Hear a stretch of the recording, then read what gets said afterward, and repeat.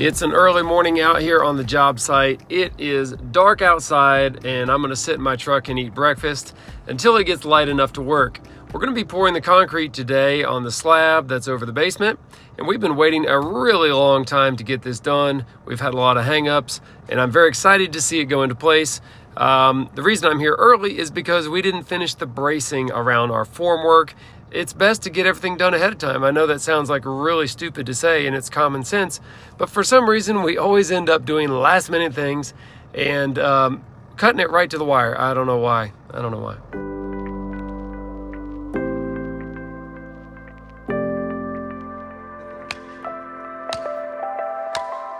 It took about an hour, but we got all of our bracing put in.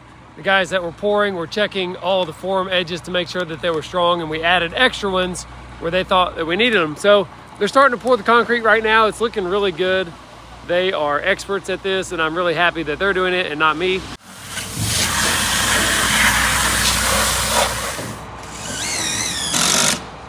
Normally we would use a pump machine to get the concrete out of the truck into the slab area, but the access was really good here. So the truck could pull right up to the slab and shoot out the chute right into the area where they need to be. Now they are having to do some raking because they can't actually shoot it all the way to the back edge. So they're having to pull it about 10 feet with a rake, which is not very fun, but they're making light work of it.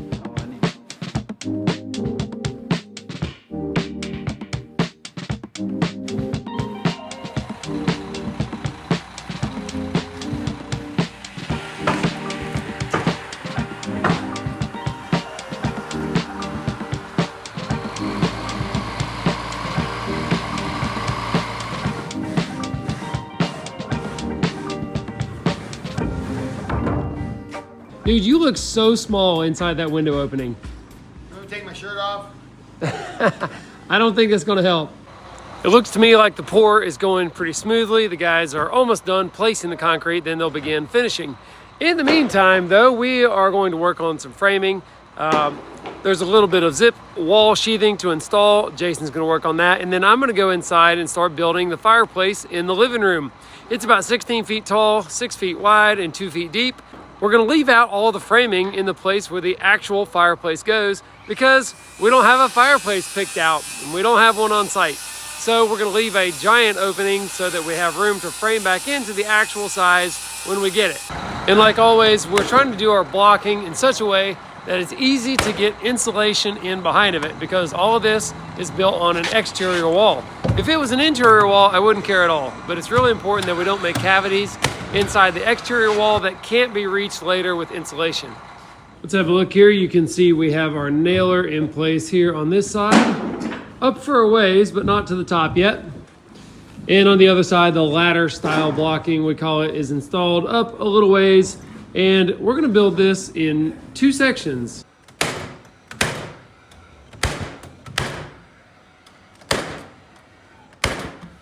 This thing is a little bit wacky. You can see now we have our 2 little side walls, and we're gonna take this 2x12 for a header, and we're just gonna nail it to the front of these 2, and then we'll actually put some supports up under it, and we're gonna build the wall on top of that and continue up. There it is. That's a big fireplace. Thanks. Right now the slab has been bull floated and it's looking very good, very flat to me, nice and smooth. They're gonna let it cure up a little bit and then they're gonna actually start finishing it by hand. He's putting a keyway in between these pieces of rebar sticking out because we're gonna pour an additional curb on top of the slab and it just helps it to lock in, tie into the concrete below.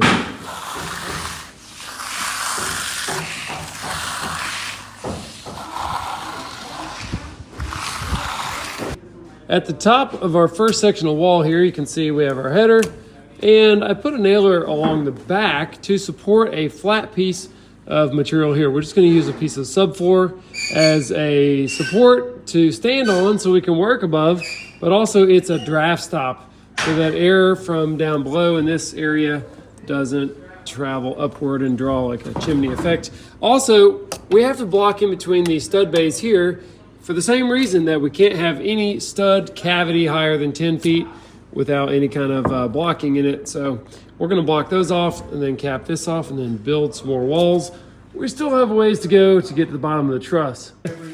Wait, you need a ladder? Yeah, you need all these, all 4 of these? Well, I mean, it's pretty nice.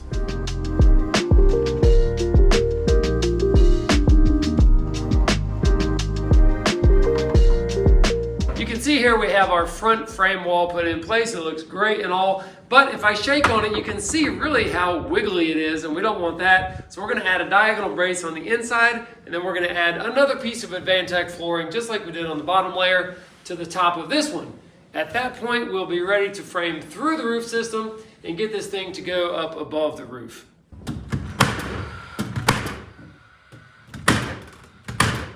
My next little challenge here is to use a level and draw marks that would extend the top of the wall until it hits the roof surface, and then I can mark where the stud will go through the roof, saw a hole with a Sawzall, and stick a stud through it. In case anybody's wondering, Eric's not here today, right? That's why you keep seeing me talking all day long. And you know something? I'm really surprised he didn't leave the drone for me to fly.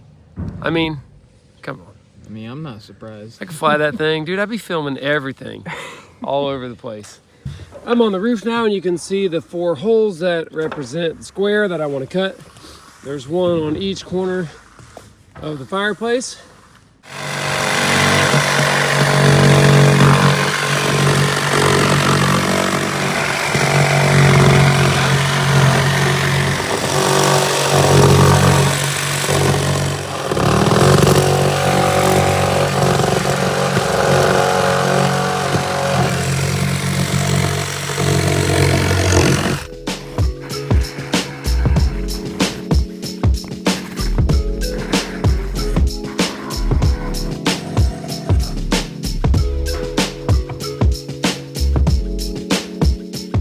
All right, I'm looking at the front elevation of the house here in the drawings because I can measure off of the scale drawing how tall does the chimney go above the roof. And right here, I'm looking at approximately 4 feet, 1/4 inch equals a foot, 4 feet above the roof on the high side. So it's about 5 feet. Actually, I'm gonna measure it on the low side just in case I can only get to one part of it. Approximately 5 feet on the low side and 4 feet on the high side. So what I'm gonna attempt to do is actually measure how high it is to the sheathing and then add the 5 feet to it and cut the studs right here, the exact length. Jono's building basically like a 4x4 that's gonna go in the corner of the fireplace framing. I'm gonna build 4 of those. There'll be 3 pieces of lumber each. So it'll be like 4.5 by 3.5. And that'll be the strong bracing corners that tie the whole structure that's above the roof back down in. The rest of the framing actually can sit on top of the roof as long as all 4 corners pass through the roof system, through the trusses, and are attached to something down below.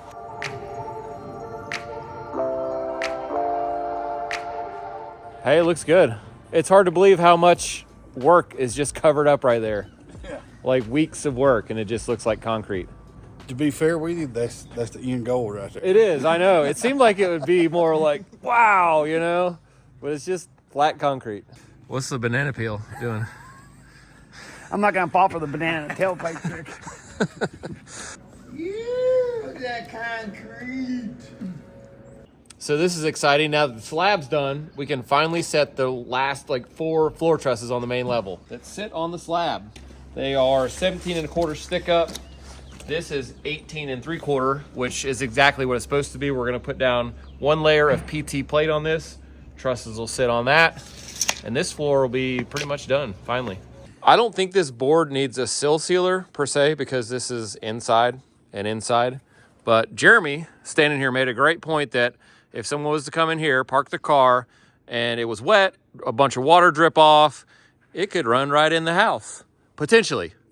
Potentially. So we're gonna put like a gasket style seal, couple beads of Lexel under this, and make sure water cannot run in there. There's a lip right here, so it can't go in there, and everywhere else there will be a curb.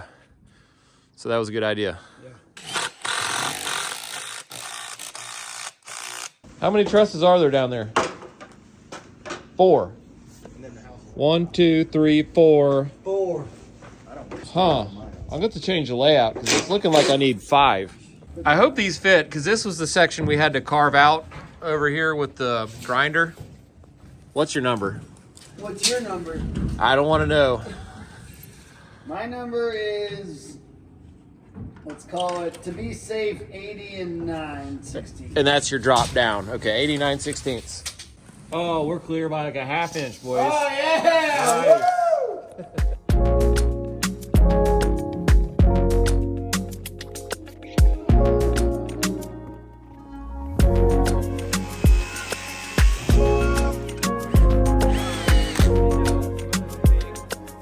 We're going to pause for just a second to give a huge thank you to today's video sponsor, PDS Debt. They're actually helping people that watch this channel with debt problems. So what they have is customized solutions for anybody struggling with debt, like credit card debt, medical bills, personal loans, collections, and if you're making your monthly payments, but your debt is not going down, they have a solution for you. So anyone with $10,000 or more in eligible debt is qualified, and there's no minimum credit score required, which is awesome. And their goal is to help you save money while you pay off your debt in a fraction of the time.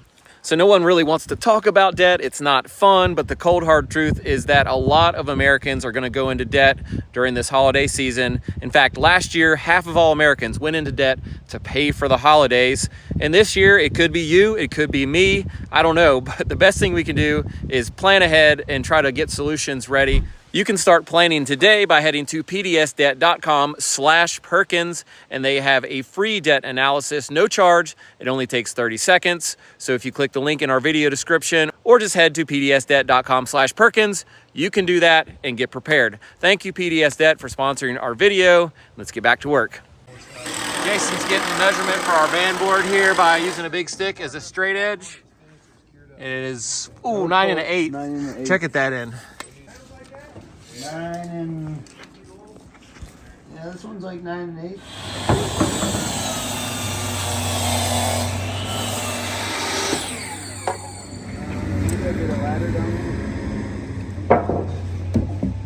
Wow. Yeah, that was crazy. I missed it on camera, but Brock, I think, had pumped diesel fuel in the bucket of his excavator and then started a little fire and then dumped the bucket of diesel fuel into the fire. That's the way to do it. I'm so jealous that I have never done that. That's definitely one way to do it. Wow.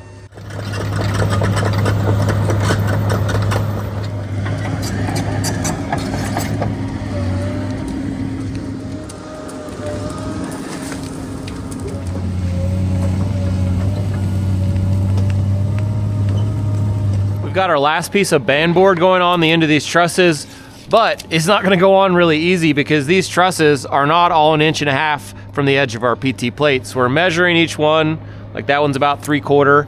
So we're gonna narf out about 3/4 of where this band's gonna hit. So we've got all the trusses marked. We're gonna take this over to the planer, take out some material and see if we can get this thing to sit in here perfectly in plane with the edge of our plate. I still can't believe he just dumped diesel out of the bucket. And now it's out. Well, it's all green. It ain't. Dude, Brock's got to let me know when he's going to do stuff like that. There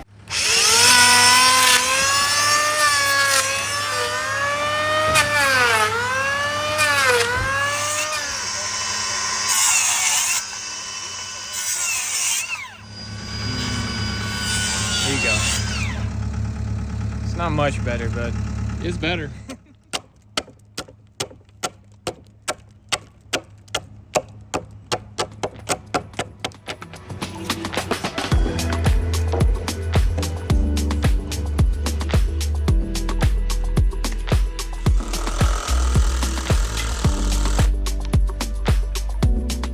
You remember how we had so much trouble with our non-shrink grout underneath these I-beams? It was just running out like self-leveling cement. Yes, I remember. All right, well, for I sure. was talking to one of the concrete guys here that did this slab, and he said that they have to use that, frequently. And what they do when they have a spot like that and they don't want to form it, they just put a tiny bit of water in it and just like do it with their hands, like kneading it, and they make it like clay. And then they just pack it in there. Interesting. It doesn't run out, it doesn't do bad stuff. It's apparently we're just stupid and we didn't know anything. Well, So, but I like the way it looks though, formed up. It's real nice. it does look nicer, I'm sure. Yeah, so whatever. Learn something. Remember that day that we were talking about it, and I said we should just take it and make it like clay and jam it up in there. I do. And you're like, that's a great idea. Yeah. You never listen to us, dude. Oh, hey, what's up? We finally got Jono over to the dark side here. Perkins builder belt's getting set up. And you do have to adjust these things. They're very adjustable and modular, which means you have to adjust them the first time to fit you. I'm not sure if everybody's aware of that. The key to getting this shoulder harness to fit right and come up where you want it is to feed it through this little buckle right here. And it doesn't look like something that can be fed through, but it is, I promise. If you just push it and grab it, this will feed here. You probably need 4 or 5 inches, and then just grab the opposite side and pull it out the back. See how that made it go up? So you probably need to go like a little more there. You're almost there, Jono. It'll be worth it, trust me. Yeah, I can definitely tell the difference in weight. Yeah, Jono said he carried a lot of stuff, and we did get pretty much all of it in here, but the whole point of this is to not carry more than you need to. I don't know if you're gonna love that. You may lose your mind. I'm getting ready to turn 50, bud. I gotta start thinking about that stuff. Yeah, it makes a difference. You're kind of a tool hoarder, you know? Yeah, you are a tool. Yeah, that looks about right on your shoulder blades there. It's a pack mule, boys. It's benefited you guys for 7 years on me carrying all that stuff. I've been that long, man.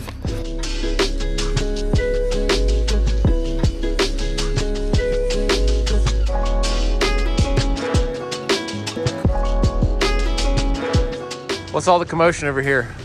There's stuff going on everywhere. Now that we have this slab done, we've got stuff to do in every direction. I'm really happy about that.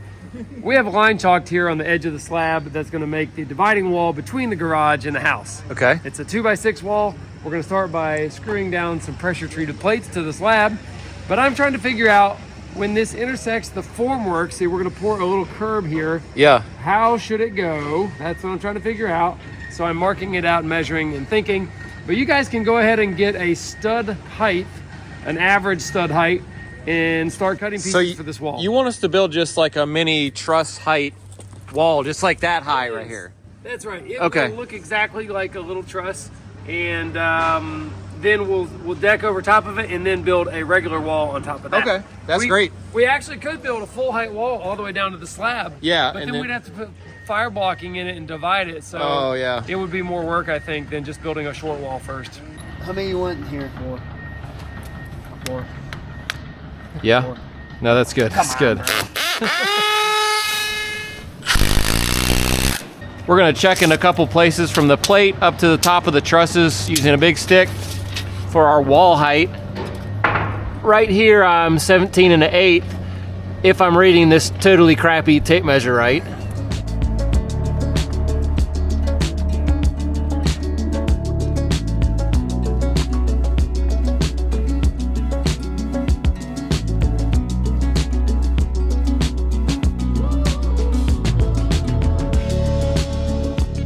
You know what's crazy is it takes just as long to build this little teeny wall as a full-size wall. You gotta cut every stud, you gotta nail both ends.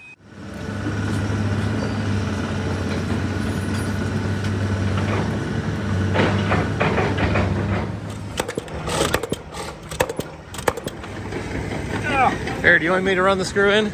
We're about there now. Okay. Yeah? Yep. So it turns out, in spite of our best efforts to make the top of this level with the top of these, we failed. So we're gonna have to rip some little shims of varying thickness, I think, to go underneath this sheeting. So right here, I'm talking, 1/8, that's right. Let's just go on down the line a little bit here. There's a lot of variables at play here, whether this has like a crown to it, whether this one does, whether the slab had a little dip to it or hump to it when they poured it. So basically I'm shifting the blame here. That's all that 3/16. Blame shifter. Okay, 3/16.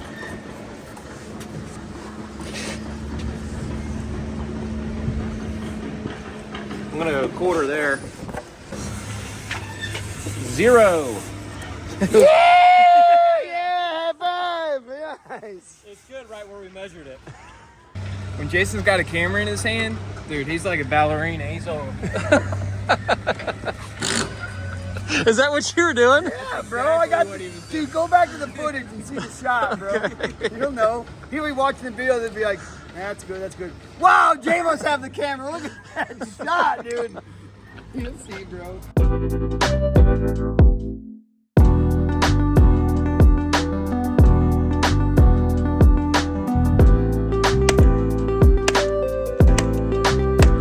Shoot something, Ray. I'm gonna try Jason's technique. Okay, here we go.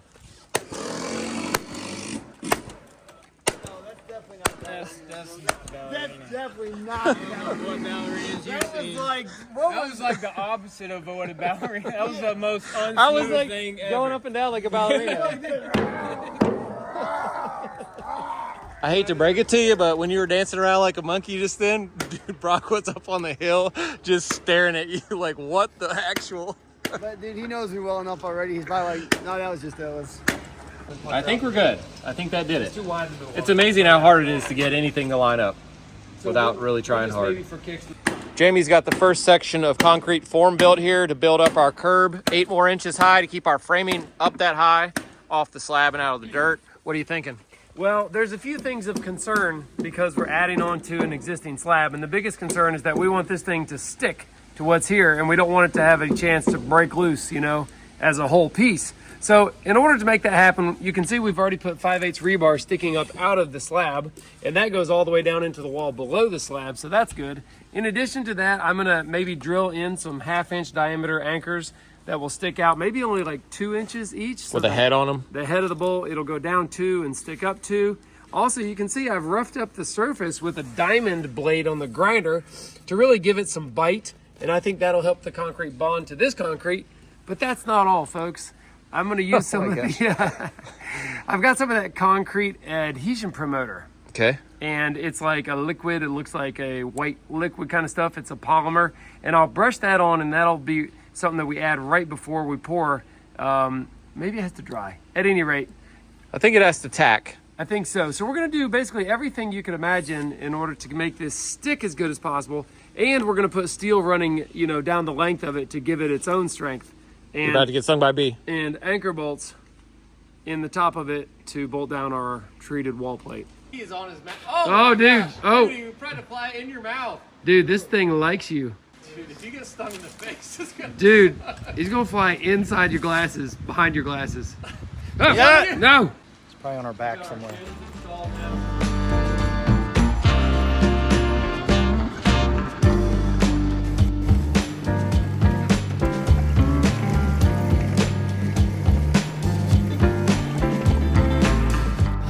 We're gonna go and just get our subfloor put down here on all these trusses and get them covered up before carrying on here.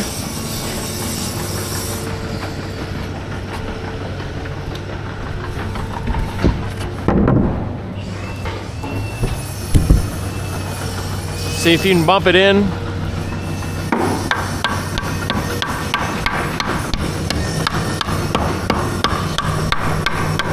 Yep. Good. You got ring shanks in this? Yes, sir. What? Yes, sir. What? Oh, my camera's on. I'm like, why are you saying yes, sir? I always say yes, sir. Oh, yeah. Every time. Why not? Oh, every time you do, actually. It's crazy how many times you say it.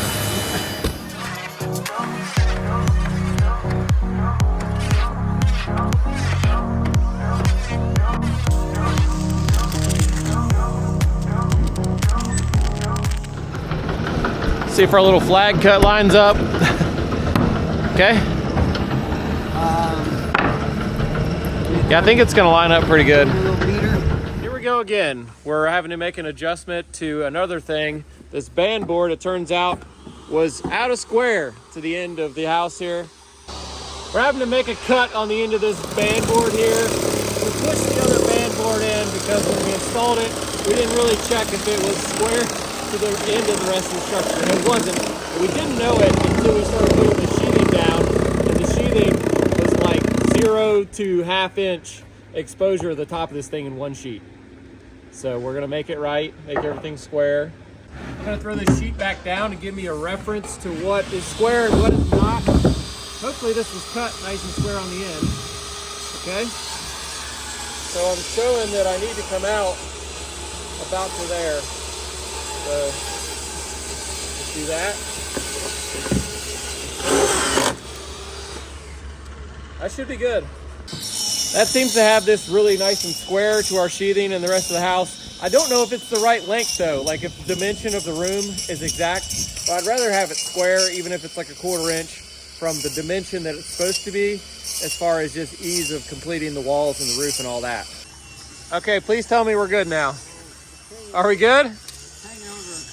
What?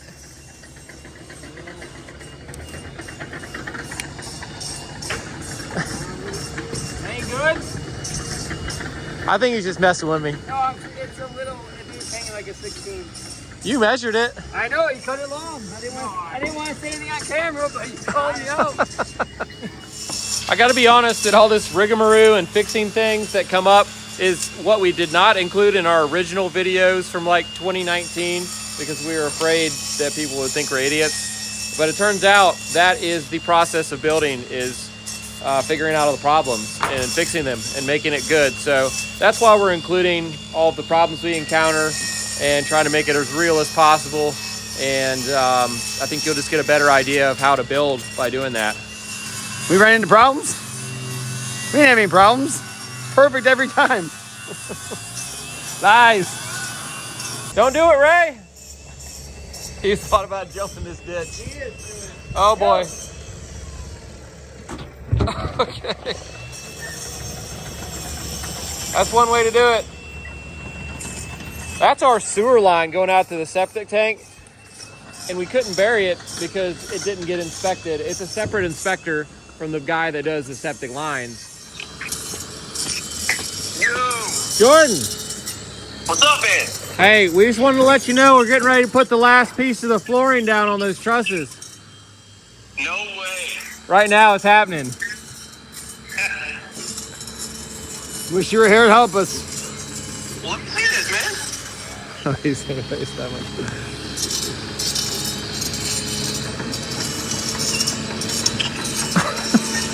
Smile, you're on camera, boys. You want to see it? Yeah. All right, here we go. Here we go. Here it is, the last piece. Look at that. It's Jordan. Oh, what's up?